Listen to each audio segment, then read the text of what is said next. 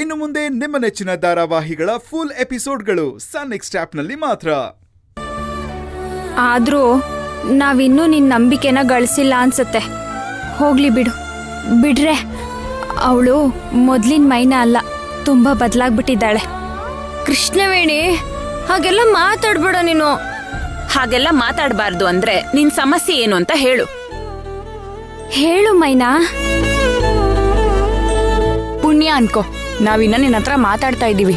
ನೀನ್ ಹೀಗೆ ವಿಷಯ ಎಲ್ಲ ಮುಚ್ಚಿಟ್ರೆ ನಾವ್ ಯಾರು ನಿನ್ನ ಹತ್ರ ಮಾತಾಡಲ್ಲ ಅಷ್ಟೇ. ಅಯ್ಯೋ, ಹಾಗೆಲ್ಲ ಮಾತಾಡ್ಬೇಡಿ. ಆಮೇಲೆ ನನ್ ಬದುಕಿದ್ದು ಸತ್ತಂಗ್ ಆಗ್ಬಿಡ್ತೀನಿ ಅಷ್ಟೇ. ಮತ್ತದೇನು ಅಂತ ವಿಷಯ ಹೇಳು ಮೈನಾ.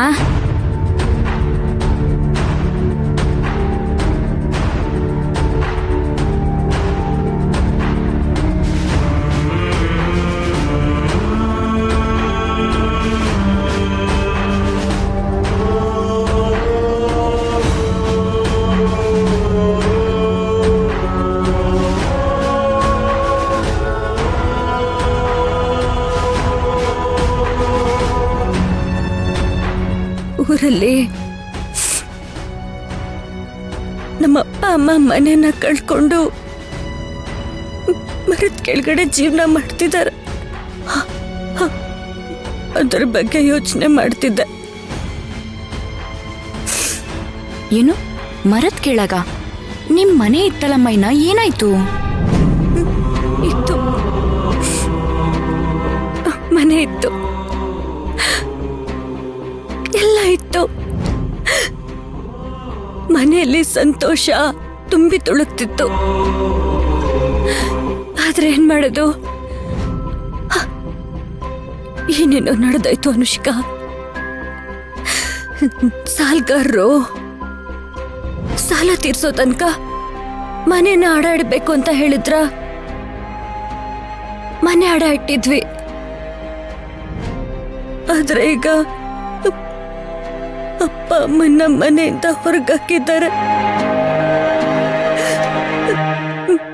ನಮ್ಮಪ್ಪಯ್ಯ, ನಮ್ಮಮ್ಮ,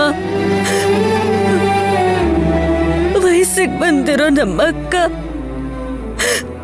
ಎಲ್ರು ಮರದ ಕೆಳಗಡೆ ವಾಸ ಮಾಡ್ತಿದ್ದಾರೆ.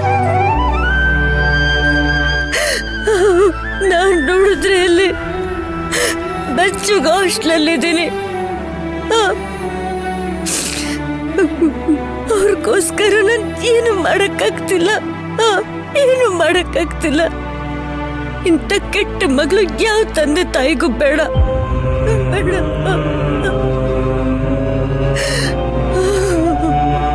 ಅಳ್ಬೇಡ ಮೈನಾ, ಸಮಾಧಾನ ಮಾಡ್ಕೋ. ಹಣೆ ಬರಹಕ್ಕೆ ಹೊಣೆ ಯಾರು ಅನ್ನೋ ಹಾಗೆ ಇಲ್ಲಿ ಬರ್ದಿರೋದನ್ನ ಯಾರು ಬದಲಾಯಿಸೋದಕ್ಕಾಗೋದಿಲ್ಲ. ಅಂಥದ್ರಲ್ಲಿ ನೀನ್ ತಾನೇ ಏನ್ ಮಾಡಕ್ಕಾಗುತ್ತೆ ಮೈನಾ?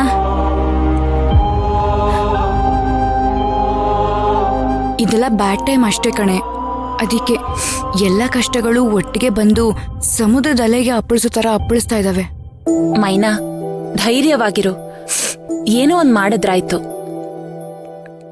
ಏನು ಮಾಡಕ್ಕಾಗ್ತಿಲ್ಲ. ಊರಲ್ಲಿ ಒಂದು ಬಾಡಿಗೆ ಮನೆನೂ ಸಿಕ್ತಿಲ್ಲ ಅವ್ರಿಗೆ.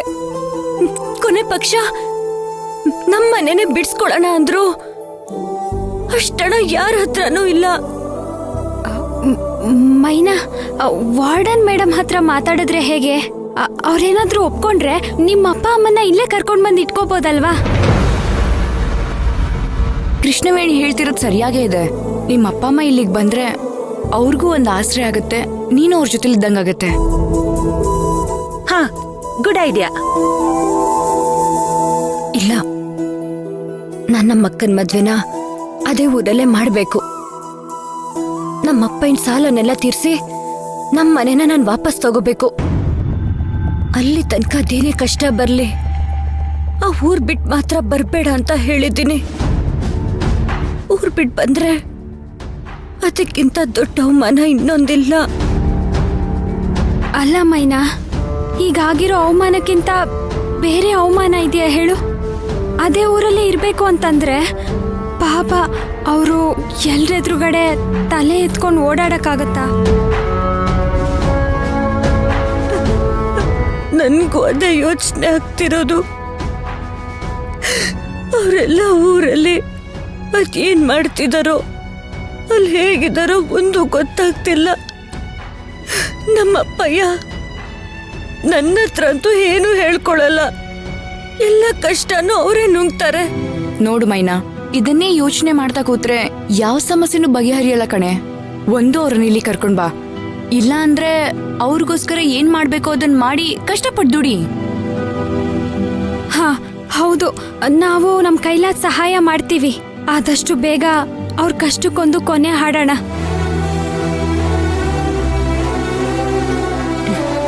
ಇದಕ್ಕೆ ಹೇಳೋದು ಒಗ್ಗಟ್ಟು ಅಂತ. ನಾವೆಲ್ಲರೂ ಒಗ್ಗಟ್ಟಾಗಿದ್ರೆ ಏನ್ ಬೇಕಿದ್ರೂ ಸಾಧಿಸ್ಬಹುದು. ಹೌದು, ಆದ್ರೆ ದಯವಿಟ್ಟು ಬೇಜಾರ್ ಮಾಡ್ಕೋಬೇಡಿ. ಇದು ಬರೀ ಕಷ್ಟ ಅಲ್ಲ, ನನ್ನ ಪಾಲಿನ ಸವಾಲು. ಇದನ್ನ ನಾನೇ ಎದುರಿಸ್ಬೇಕು, ಅದಕ್ಕೆ ತಕ್ಕ ಉತ್ತರ ಕೊಡಬೇಕು. ಕೊಡ್ತೀನಿ, ಆದಷ್ಟು ಬೇಗ ಕೊಡ್ತೀನಿ. ಅಲ್ಲಿ ತನಕ ಕೊನೆ ಪಕ್ಷ ಅವ್ರಿಗೊಂದು ಮನೆ ಸಿಕ್ಕಿದ್ರೆ ಸಾಕು, ಇನ್ನೇನು ಬೇಡ ನನ್ಗೆ. ಖಂಡಿತ ಸಿಗುತ್ತೆ ಮೈನಾ, ತಲೆ ಕೆಡ್ಸ್ಕೋಬೇಡ. ನೀರನ್ನ ಸೋಕಿಸ್ದೆ ಸಮುದ್ರ ಬೇಕಿದ್ರೂ ದಾಟ್ಬೋದಂತೆ, ಆದ್ರೆ ಕಣ್ಣೀರ್ ಹಾಕ್ದೆ ಜೀವನನ ನಡ್ಸೋದಕ್ಕಾಗಲ್ಲ. ಅದಕ್ಕೆ ಇಂಥ ಕಷ್ಟದ ಸಮಯಕ್ಕೋಸ್ಕರನೇ ನಮ್ ಕೃಷ್ಣ ಒಂದ್ ಮಾತು ಹೇಳಿದಾನೆ, ಈ ಸಮಯನೂ ಶಾಶ್ವತ ಅಲ್ಲ, ಬದ್ಲಾಗತ್ತೆ. ನೋಡು ಮೈನಾ, ನೀನು ಆ ಕೃಷ್ಣನ್ ಮೇಲೆ ನಂಬಿಕೆ ಇಡು, ಎಲ್ಲ ಒಳ್ಳೇದೇ ಮಾಡ್ತಾನೆ.